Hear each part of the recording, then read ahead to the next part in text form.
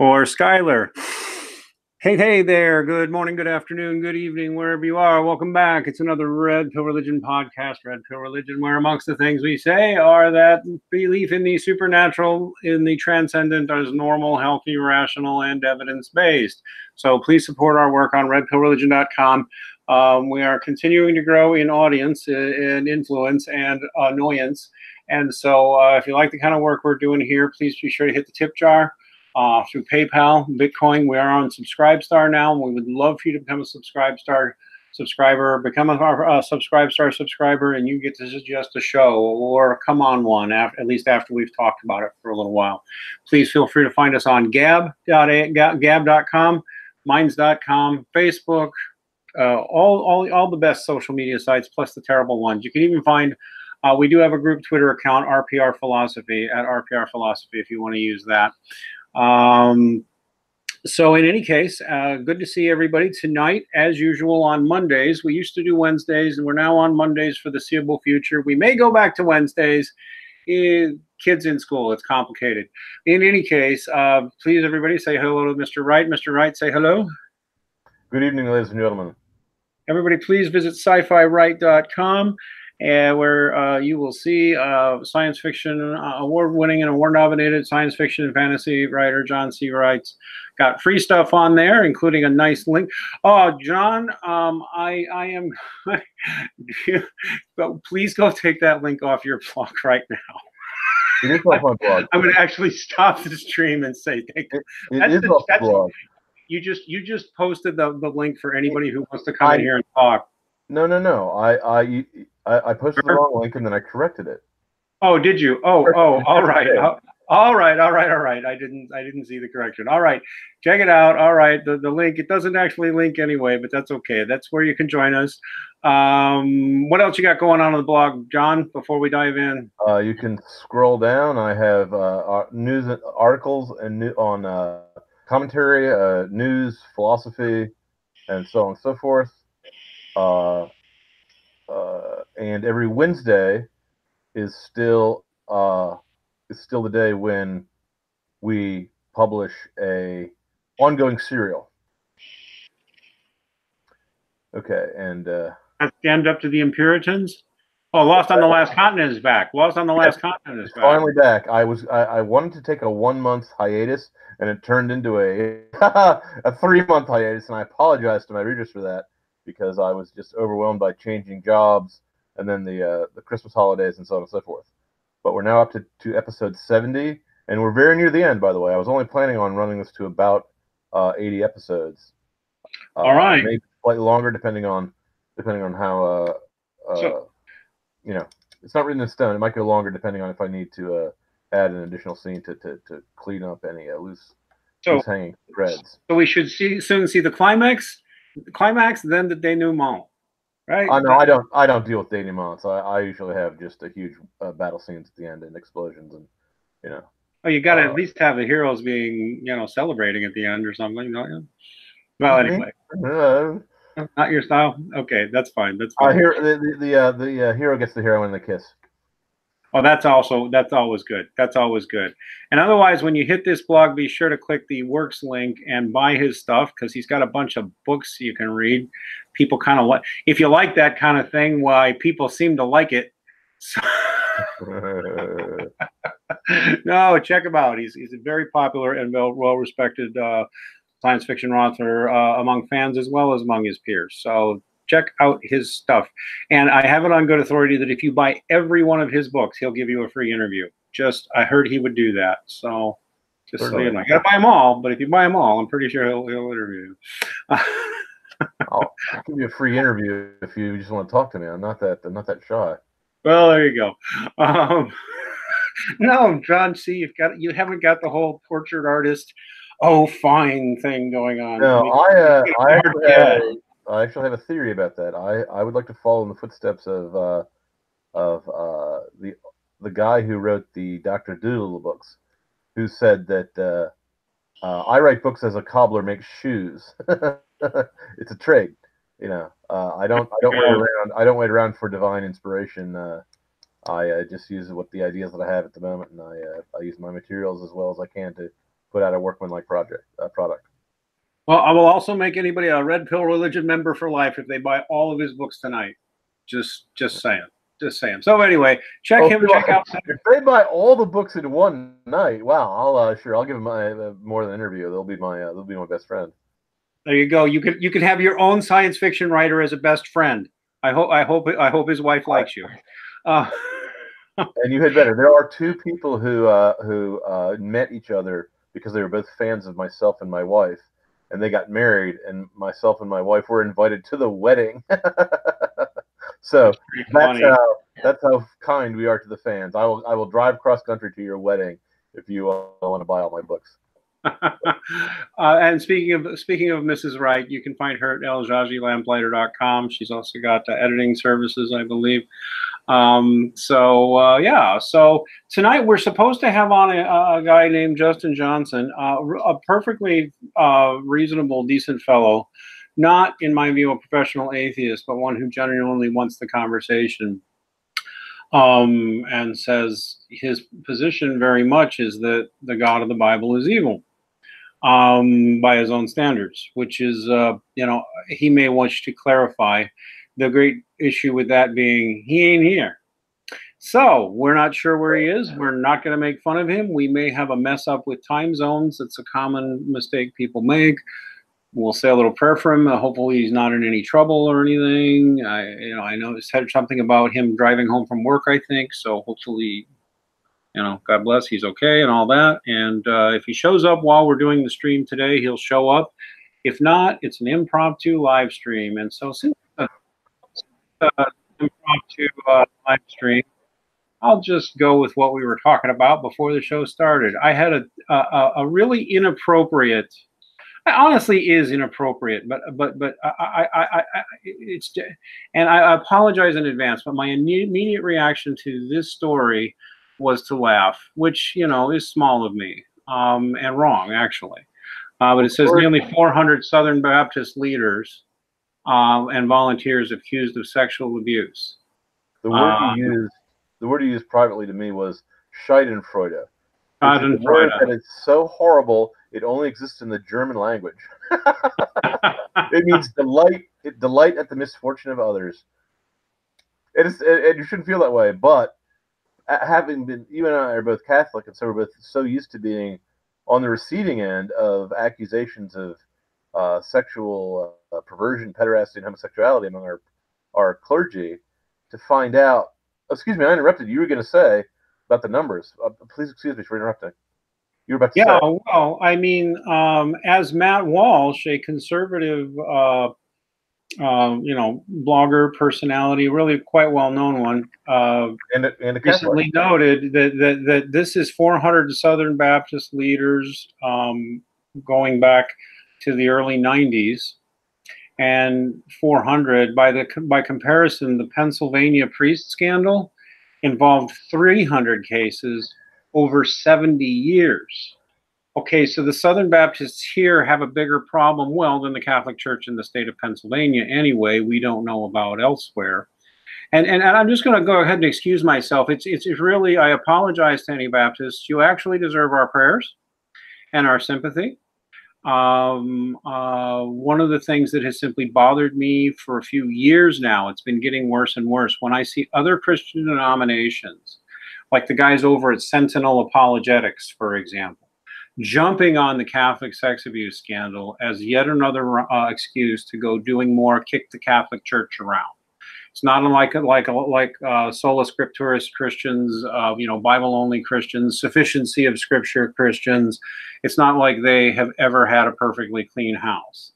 And I as a sex abuse survivor, not from clergy, but from the public school system, which has been covering for its pedo problem for decades, amongst other things.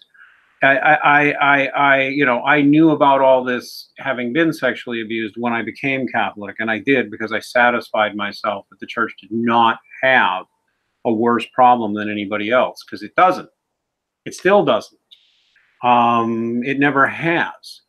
and what we have seen, and for these charges of cover up and all the people pointing at Francis, who, by the way, I'm not a big fan of Francis, but for all the people pointing at Francis, my God, if you're a Southern Baptist today, say a prayer for yourselves and your congregations, because really, and I would even add this too. Now I'm going back around to where I'm sympathetic, okay? Because sex abuse like this, it happens.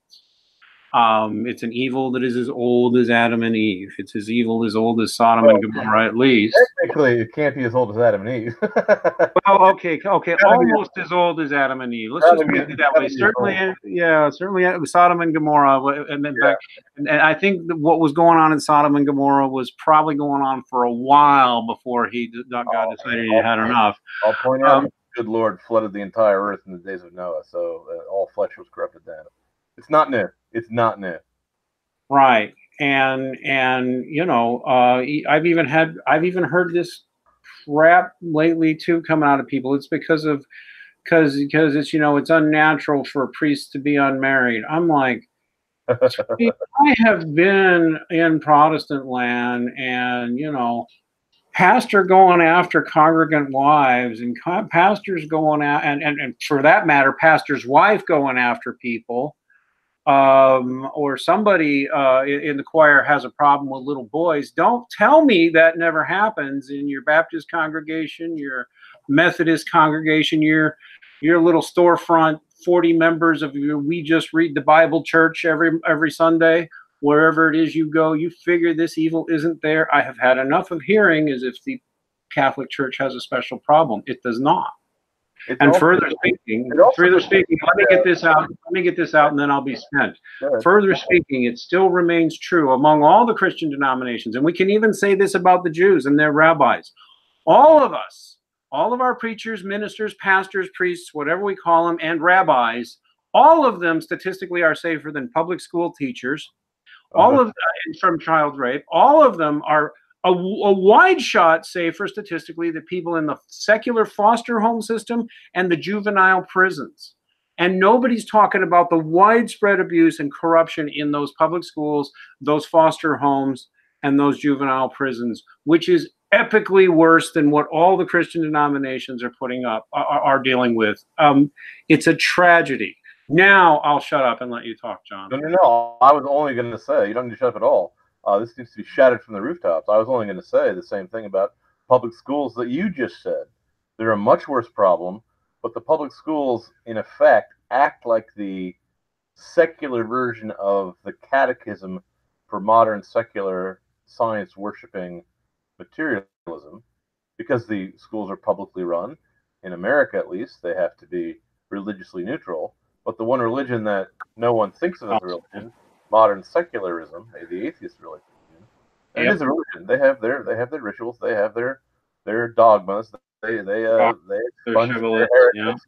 You know, they've basically taken over. They've basically taken over, and it's not by default or mistake. It was all done quite deliberately. Look up the Frankfurt School if you want to. Look up the New Criticism. Look up Dodd School of Darkness. All this was done on purpose.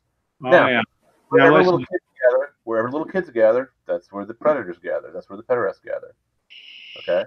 And I will point out also that we have priests who do things like commit murders, as do school teachers, as do Baptists, as do, everyone since the time of Cain and Abel. These evils are not unique to one institution or another. They're caused by mankind. They're caused by the sickness in the human soul. And it's an epidemic that all humans have, that we're all guilty of. Yep. Now listen, John. The Catholic Church is singled out for criticism is because it's the target of the secular target. We're the biggest target. Yep. We're the biggest target because we're the conscience of the West. Yep. And now to interrupt, John, Justin has arrived. Your debate opponent for the night. Hi, Justin. Are you there, Justin? Justin. I see his icon. I see him, but I do not hear him. In the chat, he asked if anyone can hear you. The answer is no, Justin. We cannot hear you. We cannot hear you. We cannot hear you. Can you hear us? No, can you hear us?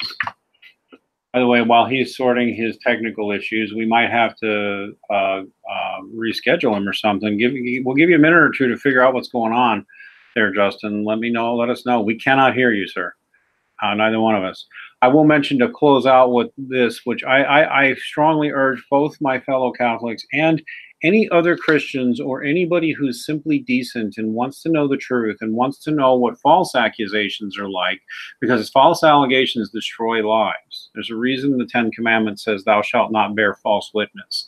It's not just calling out lying. It's real specific language. Thou shalt not bear false witness. But when you lie about somebody, you can literally have them murdered, or in effect murder them, rape them, whatever, destroy them completely.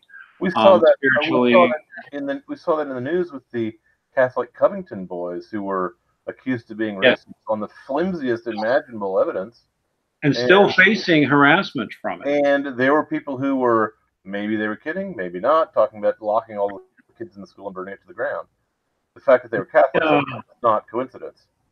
There's a book we're looking for, David F. Pierre Jr.'s Catholic Priests Falsely Accused, the Fraud, the Facts, the Fraud, the Stories.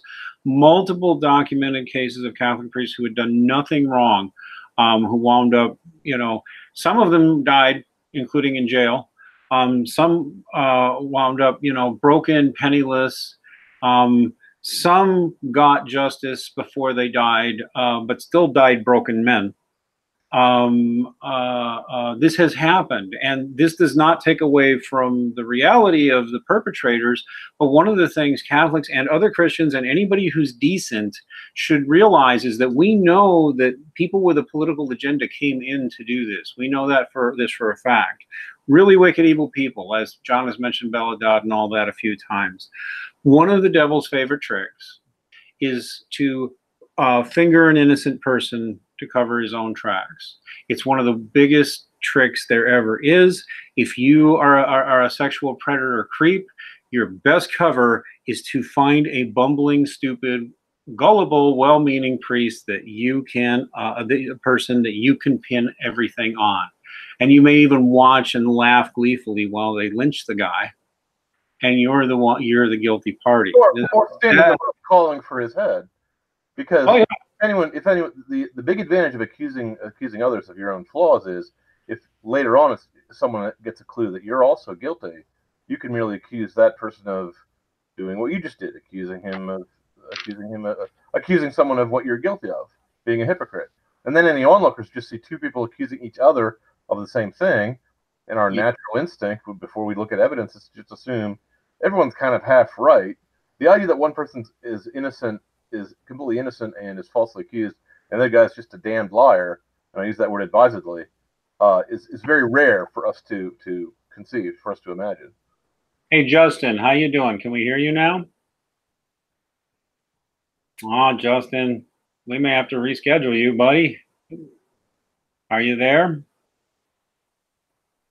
We tested this the other week, didn't we? I mean, we thought we did test a couple of weeks ago just to make sure it was working. My suggestion is to, if Mr. Johnson is available either next week or the week after, yeah, we can do this another week. We're not gonna. I don't think we need to. God's not going anywhere. Yeah, we're not going anywhere, and God ain't going nowhere. That's right, and the Bible ain't going nowhere. We'll just. We're not okay. If you get it working, Justin, let us know. Otherwise, we'll get it. You just yell. We'll just picture. I can see his image. So communicate with sign language. But aside from that, I don't think we can have a very, very vociferous debate. Here's just what I'm going to say. Justin, we're going to keep talking like you're not there. But if you all of a sudden break in and say, "Hey," and we hear you, we'll do something. But otherwise, let's meet up after the show and do a sound check and figure out what happened here, because we cannot hear you, sir. So if you figure it out, just yell and interrupt us. And otherwise, we're going to pretend you're not here now, and we'll figure it out. No biggie. So yeah, going back to the false accusation thing, a lot of people sneer at me when I bring it up.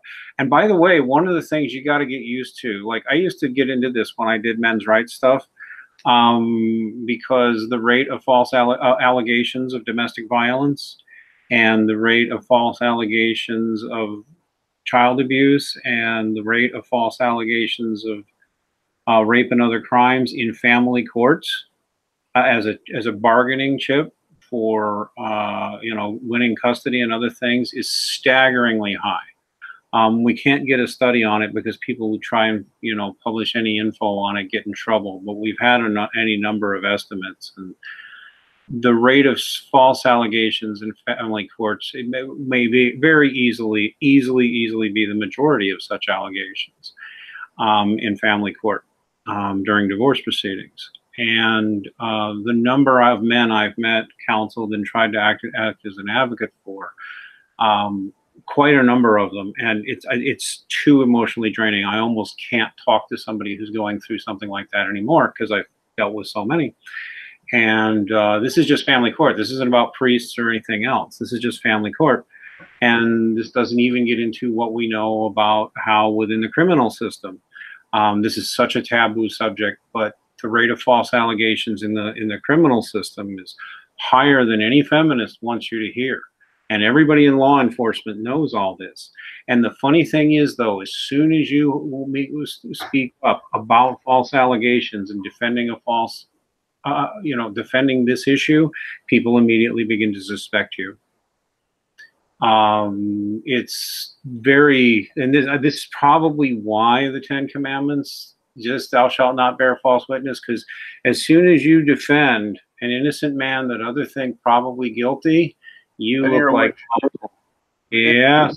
If you speak up against false allegations of domestic violence or child rape or something, they look at you like, well, go ahead. Go ahead. If you defend the witch, you're a witch. Huh. Yeah, and that's even that is the wrong attitude, because everybody's entitled to a defense. Right. Even I would say, although you can't always get a good defense in the public eye, even I think in the public eye, like I honestly think newspapers, if they print things about people, should by law be required to allow a rebuttal by the party. That would be wise if we could trust the government, which I don't. The best thing you have to do is hope that the newspapers will be at odds, at enmity with each other, and they won't be all cooperating. We unfortunately live in a day and age when most of the newspapers cooperate blindly with each other and all drop the same stories at the same time in a fashion that I would not have even thought possible. All the newspapers are basically owned by the same 6 millionaires, though, which is why you get the same news over and over again from the same sources.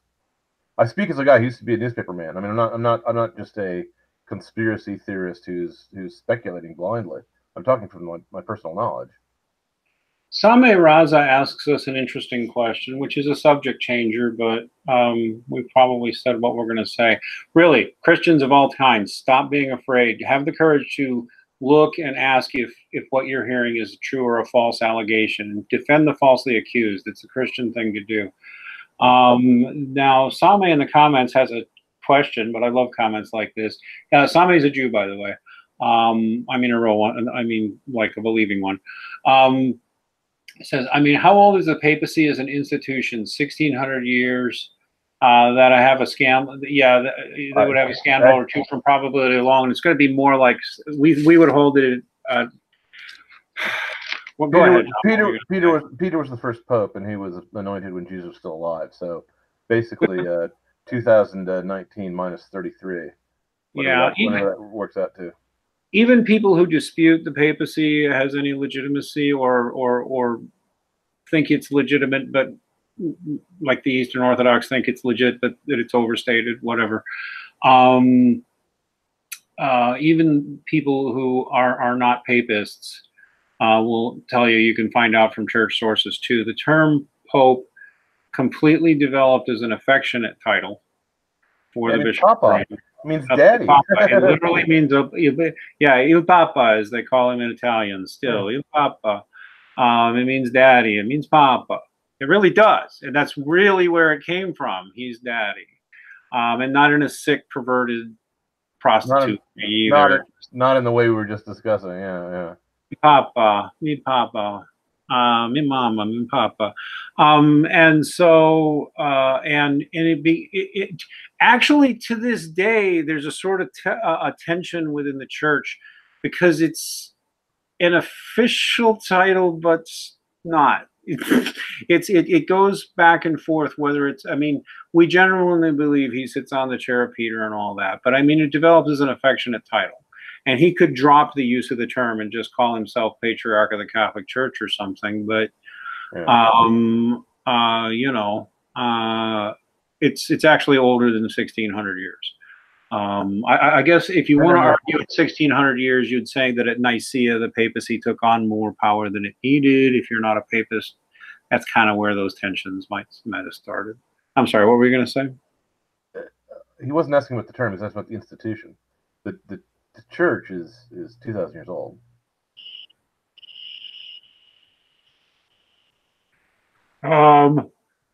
Same Raza says, I think Lamech was the first abuser. He collected 4 wives, locked trophies, and is a song about being more violent than Cain.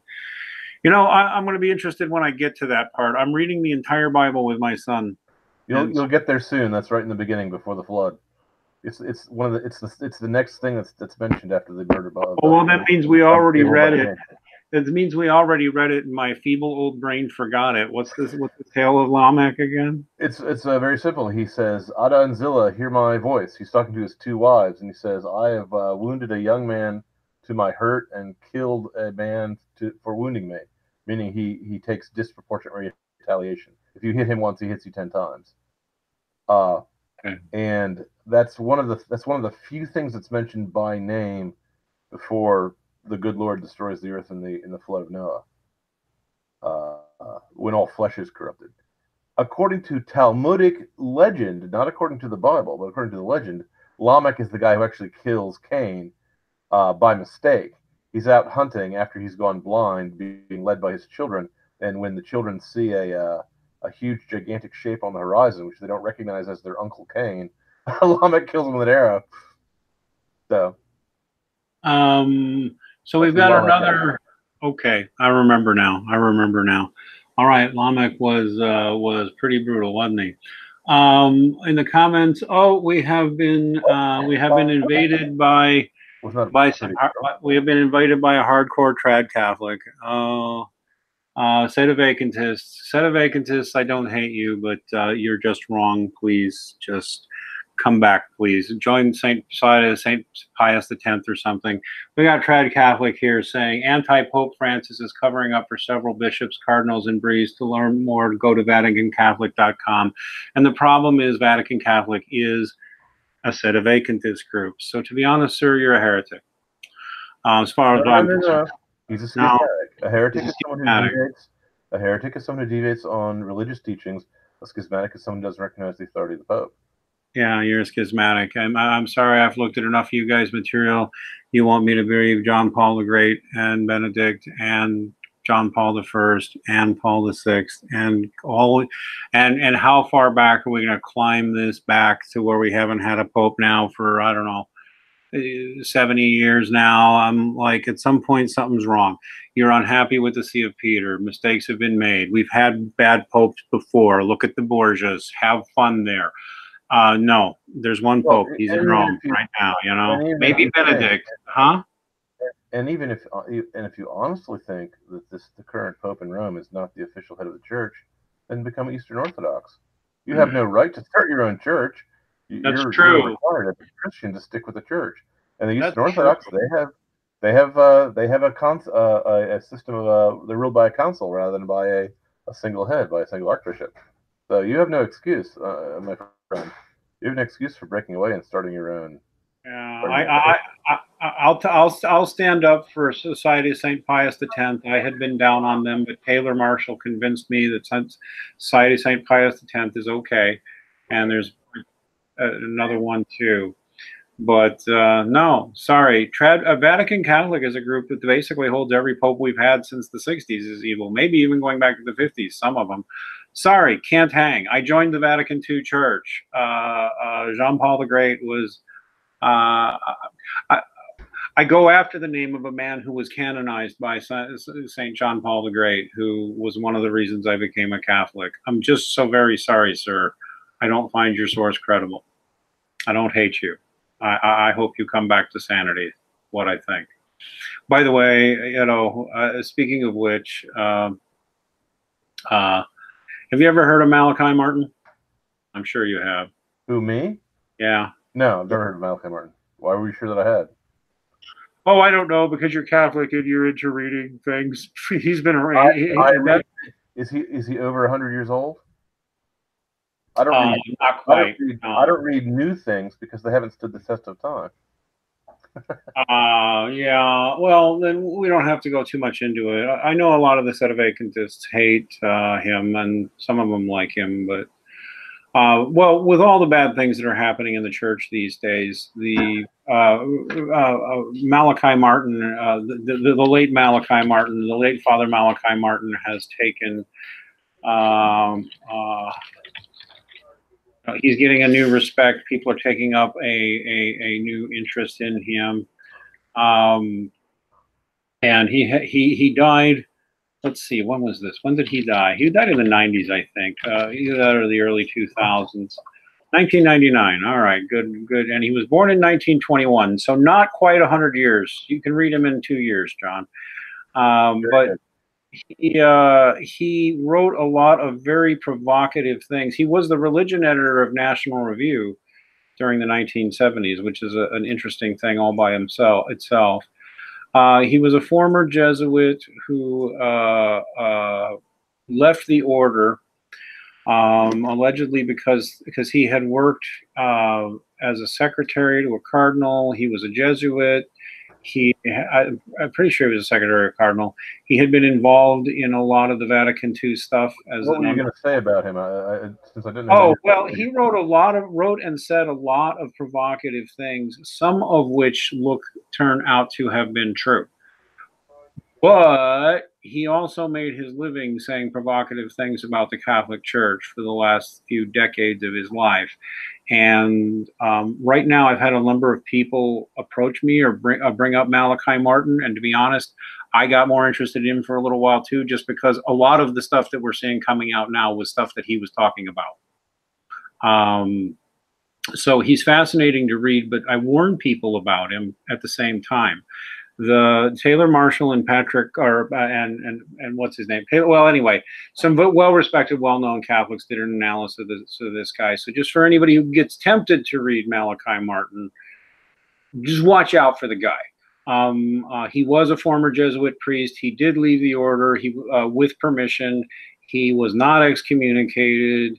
But he made his money like going on the Art Bell show and selling books about scandals within the church.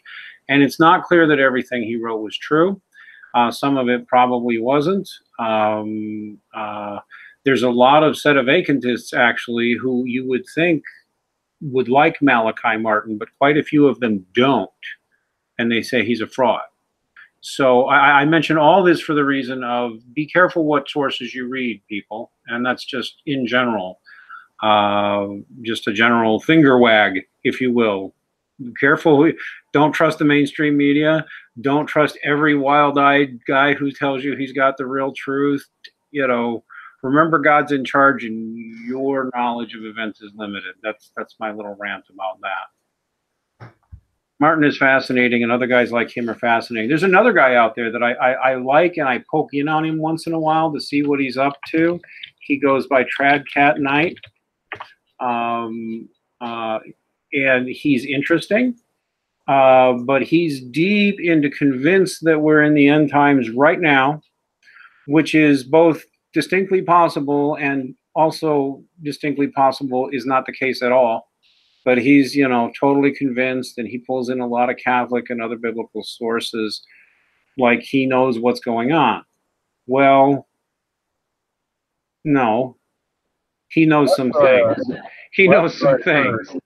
Last I heard, hello. Yeah, go ahead. I heard Jesus said that not even the Son of Man knows when the hour is coming.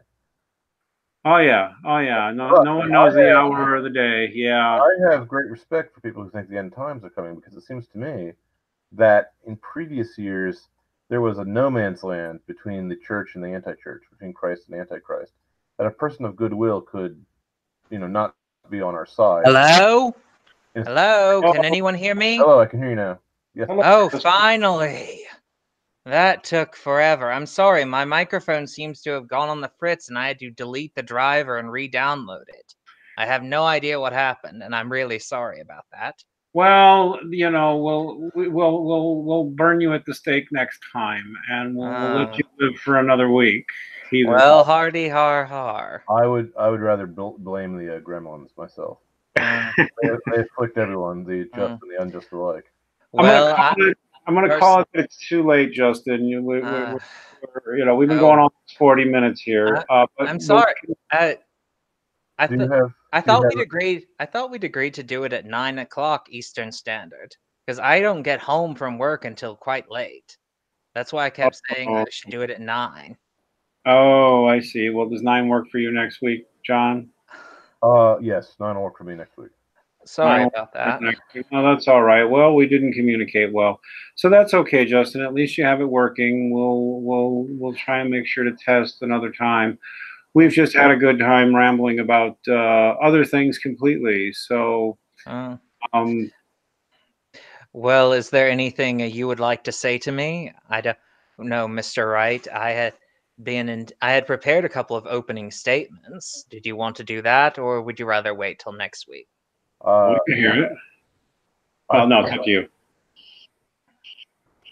The problem with the opening statements is that, of course, I would myself rather wait till next week because it's already 10 after 9, and Max has a hard stop at 9:30 because he's also got another show coming up. Okay. And I think it would break up the flow of thinking. But if we start next week at 9, then you can make your opening statement, and I can rebut it, and so on and so forth. Does everyone know what we're supposed to be debating about? Well, do we have the title right? I mean, we put in, is the God of the Bible evil? Yeah. The biblical That's God pretty evil. much it. So you might want to, though you could be more specific and say that is God evil in Exodus, because that's what I was specifically going to bring a case about, and then, of course, argue the opposite position for the first half of the debate per Mr. Wright's request. Yeah. I thought you were going to argue your own position for the first half, and then we. Okay. Well, we've not been communicating well at all. I'd much rather hear your opening statement, and okay. We don't need to switch if the conversation is moving along. Okay, that's fine. I was just trying to accommodate your challenge. Well, thank you. But the only reason why I wanted to make that challenge was often in such debates, if we reach an impasse, often stepping into the guy's shoes will help you understand whether or not you understand the other person's position. Well, I'm sure you'll be happy to hear I've been reading a bunch of Catholic sources about that specific incident over the past week to make sure that I was ready for what I expected you would say, and how to step into your shoes if you wanted to do that. Well, let's take this conversation offline because it makes boring radio. Yeah. Sorry. Sorry. That's all right. Let's hear your opening statement next week, please. Sure. All right. That sounds good, Justin. Do you want me to just log off then? Yeah, might as well. We will see you next week. Catch us in email. Okay, man? Okay. God bless. All right. Have a good one. All right. So we should go ahead and finish up our conversation. Catholic, well, let's see. Wooly Ram says, can you explain Sedevacantism to a non-Christian? Yes. The Pope sits upon the seat of what is called the chair of Peter. It is it's a transition from something called the chair of Moses, which you'll find in Matthew 23 verses 1 and 2. And it is the chair that he sits on. The Pharisees sat upon Moses' seat, which meant they had the authority to interpret the Torah, to make decisions, to explain, when there's dispute on how you read something, and how you interpret it and how you apply it, you would go to the Pharisees because the chief there of the Pharisees sat on Moses' seat, so he had ultimate authority. this was transferred. Catholic Christians believe, Roman Catholics believe, that this was transferred by Jesus to Peter when he gave Peter the keys. I forget the verse for the keys. Other Christian groups read that a little different, but this is how we see it. And so he was given that authority, including the authority of the Pharisees, really the power to bind and loose things in heaven. It's referred to as a magisterial authority to interpret Christian teaching, to interpret Scripture and the Christian teaching. Right. And in the early days, obviously, that included the authority to say what was and was not Scripture, because that was established by the early church in the fifth century. Now, so the Pope sits upon the seat of Peter. Whoever is Pope whoever is the Bishop of Rome. His chair is the chair of St. Peter. By the way, St. Peter's bones are in the Vatican. Some dispute it, but good luck, they're wrong. Those are the bones of Peter. So the papacy, he sits upon the chair of Peter. And a Sedevacante, basically, sede means vacant. Sede means chair in Latin, and vacante means vacant, which means nobody currently sits upon the throne of Peter. The throne of Peter is empty, according to the Sedevacantists. There is no pope.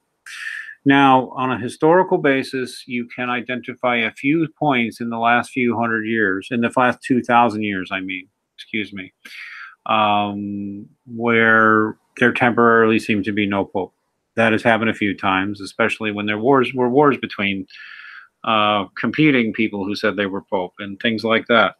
However, I would merely note that I am skeptical of a 70-year empty seat of Peter. Just, no, don't think so. 60, 70 years? No. And you get into these people who say, I mean, a lot of them say Vatican II, was the end, and it was either the Pope who closed Vatican II, who was the last Pope, or the Pope who opened Vatican II, who was the last Pope. And so now you're going back to 1960s, basically, before I was born, for the most part. I joined the Vatican II Church. I joined in part because of John Paul the Great. Sir, you're not taking me out of this church. You have to tell us who are not familiar with this movement, because I've never heard of it before today. Oh, really? I knew that there were radicals out there somewhere who rejected the authority of the current pope on a legalistic ground that they disagreed with the findings of the Vatican II Council, which I'm not surprised with, because the Nestorians broke away after the first General Council in Constantine's time. And you know what? There's a neat story about them, because they came back. The Protestants broke away after not Trieste. My mind's drawing a blank. The most famous General Council of all time. Yeah. The Tridentarian. What's that? Say again? Yeah, the Nicene Council. No. The Chalcedonian Council. Actually, the first schism was at the Council of Chalcedon. The Trinidine. I can't even say it now. The one where the Protestants broke away in the 16th century. They agreed to abide by the decision of the council, and then when the council decision was against them, they said, we're going to form our own church anyway. Oh, that I don't know as much about. All right, well, let me just give you the explanation. Anyway, my point is that with every general council, there's often people who are dissatisfied with the findings, and some people break away and become schismatics. Yes, and a neat tale about those schismatics who left 1600 years ago is a lot of them are back. It all got made up in the last century. But anyway, Sedevacantism. I hate to link a Wikipedia source, but it's going to be close enough. Go to Infogalactic. They're not run by leftists. Yeah, no kidding. Actually, you know what? The Society of St. Paul X has a little catechism on Sedevacantism, and I think that's fair. The Society of St. Paul X has many times been accused of being Sedevacantists, and they are not. They consider and a lot of people, but they have a lot of the same concern as a lot of the Sedevacantists.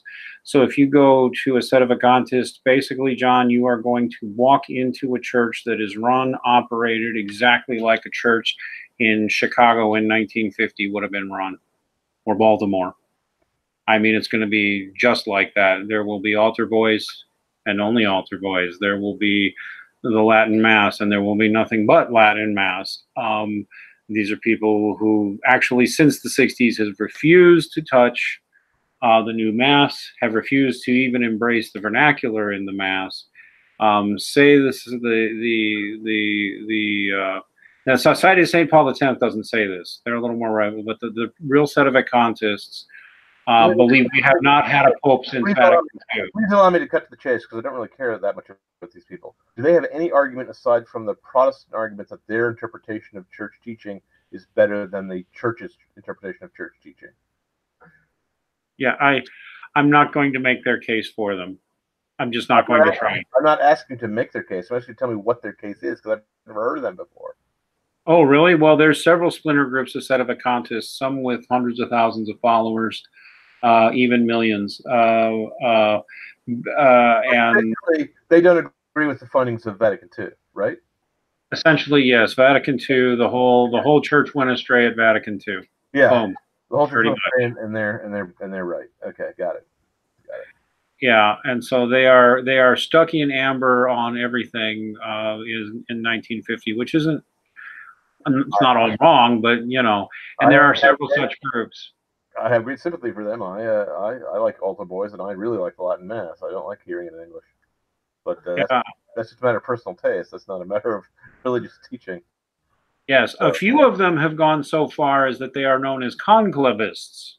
Now, the conclavists really are completely off the gourd, because there's several conclavists, and basically the conclavists are those who held through various church teachings that the Pope, that the church cannot be without a pope, that Catholics are entitled to a pope, and since the Pope in the Vatican is fake, we need to hold a conclave and make a new pope. And there have been a few of those anti-popes, and I'm sorry, they're all anti-popes, period. Now, oddly enough, I have heard of them, because anti-popes has always been a personal hobby of mine. They amuse me. I like them. Yes.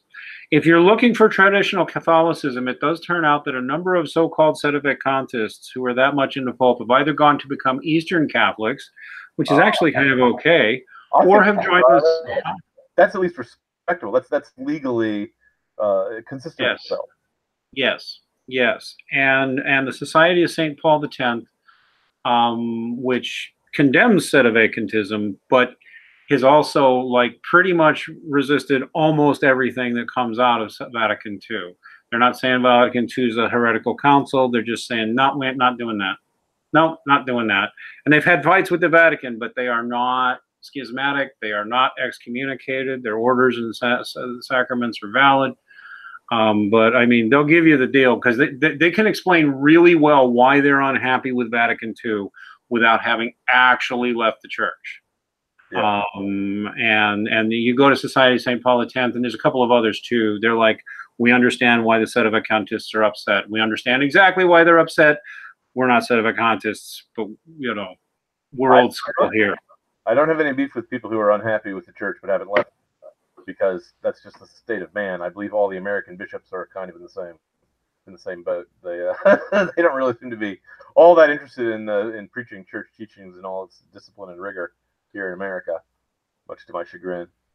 Yeah, and my biggest issue with the Sedevacantists is, even though they have proven right about a number of things, I don't know, I see a little too much appropriate glomming on to the scoundrels like vultures, rather than coming in and saying, hey, What do you say to, it was really popular when I was young to hear people who walked around going that they were perfectly spiritual people and believed in religion, but they didn't like organized religion. And some of them even went so far as to say, as the moment you organize any religion, you lose its ineffable character, and it becomes a false religion. It becomes corrupted merely by being organized. What do you say to people like that? Because all the problems we're having now with the Roman Catholic Church is because it's an institution, and it's been around a long time, and parts of it are manned by sinners. It's really hard for me not to get angry at them. And I know it's really hard for me not to get angry with them, because I really truly don't have that much for respect for I just stay at home and read my Bible Christians. I honestly don't. Most of them are talking out of their butts when they talk out of the Bible. I'm sorry, they do. And they're not being part of the body of Christ. They are not actually showing up and being part of the body of Christ with fellowships and service and sacraments or even if you're not going to be one of the evil Catholics, the horror Babylon Catholics, the pavement Ken Catholics. Why isn't your butt in a pew on Sunday listening to a preacher read you from the Bible and tell you things you need to hear? Why aren't you at least doing that? Yeah, even if you're not a member of the the Knights of Malta or something, helping out the poor or whatever. Sure. My anger is the same as yours. Of course, I'm much cooler and more intellectual about it. I always say, first, it was designed from the beginning to be a communal worship, not a private. It's not a private opinion. It's not a philosophical theory. I mean, a man can be a metaphysicist by himself, or a believer in Aristotle by himself. But if you're going to be in the army, the Christian soldiers, if you're going to be on the boat, the ark that's here to survive the flood of sin, then get your station, sailor. You're if you're going to join up, then join up, and if you're not going to join up, then don't even pretend you have joined, because for one thing, that Bible you're reading, that's our book. Yeah, our people wrote it, edited it, and put it together, and we're the ones, not you, who decided which books in the Bible go in the Bible. Why isn't the Shepherd of Hermas in there, or the Gospel of Thomas? Well, us, the church, the teaching authority of the church, the magisterium of the church is what decided that those man, and canonical. You'll listen to some evangelical. Let me just finish real quick. Here's what I would say: if you don't like organized religion, then all I can say is you should see what disorganized religion does. It's a lot worse than organized religion, because for one thing, it doesn't have. It's a fortress with no walls. It has no ability to stop the culture from going wherever the culture wants to go. If you're not a member of a church, if you're not a member of an organized religion, then you are of the world, and Christ does not permit his followers that option. If you're in one of these little Bible groups where you've decided, Alpha and Omega Ministries or Sentinel Apologetics or one of these other internet ministries, and you're trumpeting to each other that you've got the truth and nobody else has, the true Christians are the ones who think like you, and the rest are just lost, and that kind of garbage. I've had enough, because it's just like, yeah, I'm more of a verbal brawler than you are, and I'm famous for it. I'm just I'm very acidic. I will only say that, hey, Saint Nicholas was quite famous for punching the heretic Arius at the Nicene Council. That is my children's favorite Christmas story. Is tell me about Nicholas punching Arius again, Daddy. I'd love to. So yeah, no. Don't get me wrong. I'm as much of a brawler as you. I just use a rapier rather than a bludgeon, but I still stab the guy. Saint Jerome, if you ever look at pictures of Saint Jerome, he is usually depicted carrying a heavy stone, and the stone represents his temper, because everybody who knew him, including him, was like, he had a terrible, terrible temper. So did St. Thomas Aquinas, who once just tore some people apart. My favorite, St. Louis. Oh, I have much respect for him. I hope he ate them later. I understand he was as overweight as I am. St. Louis de Montfort. I got to tell you, I have more respect for St. Thomas Aquinas than almost anyone of the in the canonized. Because even when I was an atheist, when I read him, I said, this guy is more logical than Euclid. He makes clearer arguments, he makes cleaner arguments, and he gives his opponents their chance to say, he sums up the enemy arguments better than they usually do. So and he was humble. He did he wrote the Theologica, and at the end of it he goes, "Dear Lord, what I have done is just straw to you." One of the people who saw him talking to God, or talking to Jesus, or whoever he was talking to, overheard him say, Christ asked him, Thomas, you've pleased me. What do you want? And he said back, only you, Lord. Only you.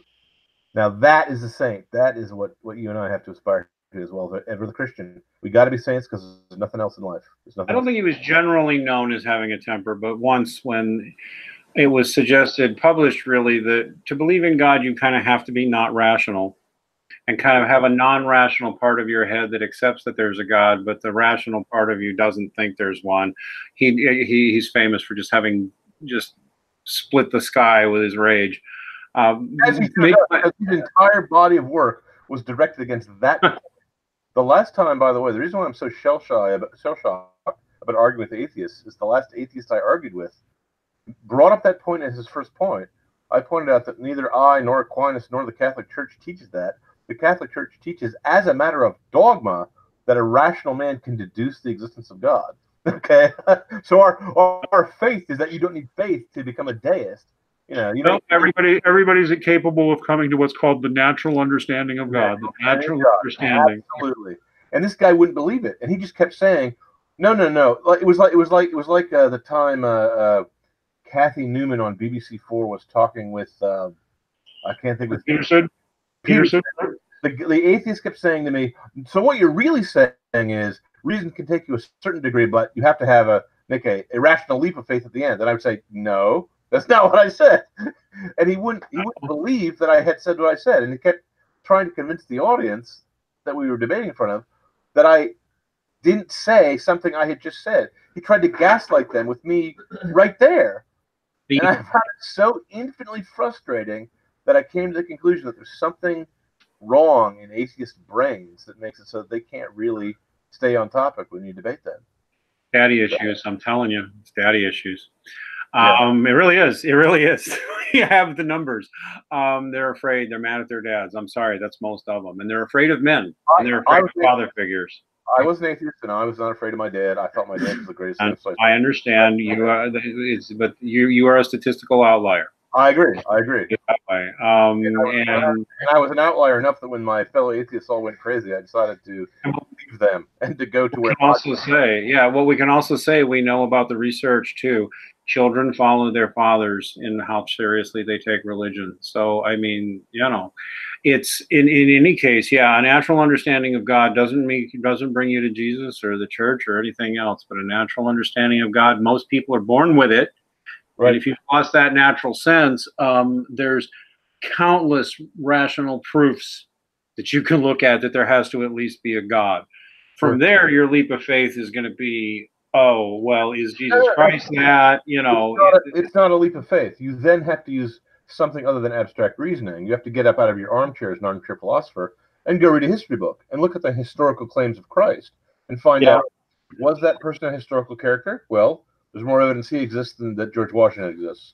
So what's your standard you're going to use at that point? And then what you're going to have to do is fight past the indoctrination and the propaganda on the internet.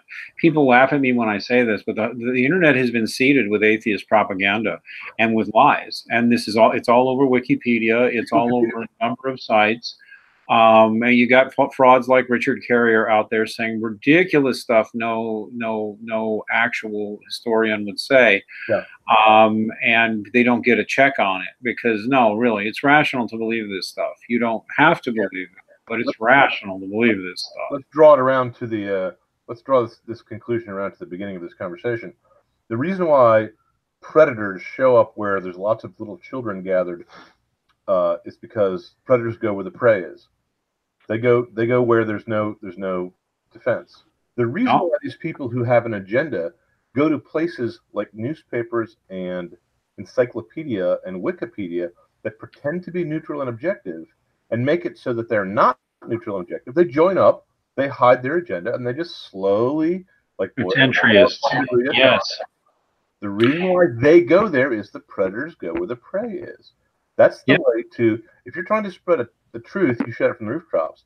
If you're trying to spread a lie, you have to smuggle it in because you're a smuggler.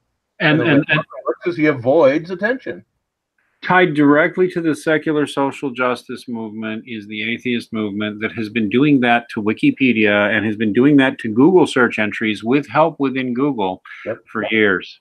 And to show that to you, it would take me about 10 or 15 minutes. I can bring several other expert witnesses, but Google has been doing that for years, and Wikipedia has been doing it, and YouTube's been doing it, and Twitter. I'm inclined to believe he's sight unseen only because I've seen these guys in action in other institutions, and that's the typical way they act. And I know for myself, looking myself up in Google, that they are skewed, and things something like DuckDuckGo, at least not as far as I've seen, is not skewed.